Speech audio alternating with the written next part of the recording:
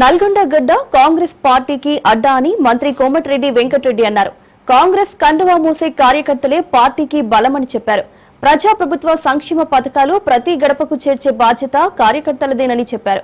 గ్రామీణ రోడ్లన్నీ డబుల్ రోడ్లుగా మారుస్తా, విద్యా వైద్యంలో ఇంకా మెరుగైన సదుపాయాల కల్పనకు కృషి చేస్తానని చెప్పారు.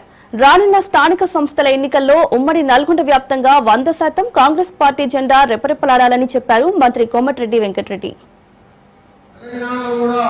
రోడ్లు డెవలప్ చేస్తూ, ఇరిగేషన్ ప్రాజెక్ట్ డెవలప్ చేస్తూ, మీ అందరి ఆశీర్వాదంతో మళ్ళా కాంగ్రెస్ పార్టీ రాష్ట్రంలో అధికారంలో తేవడానికి మీరందరూ కూడా నాకు అండగా ఉండాలని అది ఎప్పుడంటే ఇలా నల్గొండలో 3 జిల్లా పరిషత్తులు మనం ఖచ్చితంగా గెలుస్తాం.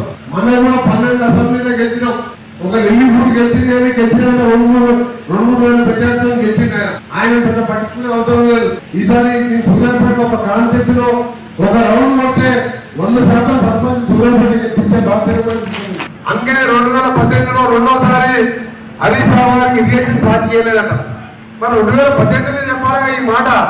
హరీష్ రావు మిత్రుడు కాబట్టి మా నాయన ఆయనకి ఇరిగేషన్ సాధ్యం చేయలేదని ఇప్పుడు చెప్తున్నా. ఈ అంత కాదు, దాని మీద ధరల మీద ఎన్ని లెక్కల కోరుకున్నాం, ఎవరి దేవుడు ఆ బ్రహ్మదేవుడికి ఆ లెక్కలై ఆ ఆస్తి పట్టేసుకొని ఆ పార్టీ 4 ముక్కలైతే నేను ఎప్పుడో చెప్పినా ఈ మాట. ఆ పార్టీ ఉన్నది ఆయన ఉండేది పర్ఫెక్ట్ గా కాంగ్రెస్ పార్టీ తెలంగాణలో. ఆయన నా మాట నల్గొండకి వచ్చినప్పుడు చెప్పిన కేసీఆర్ అని ఓ పార్టీ పెట్టుకుంటాడు, కేసీఆర్ అని పక్కన తారక రామారావు పెట్టుకుంటాడు, ఇంకోటి టిఆర్ఎస్ హరీష్ అంటాడు, టిఆర్ఎస్ సంతోష్, టిఆర్ఎస్ కవిత. నేను ఎక్కడ చెప్పిన మాట నిజమైందా లేదా గ్యారంటీ ఉండదు ఆ పార్టీ. ఇవన్నీ కూడా తాత్కాలికమైన పార్టీలు.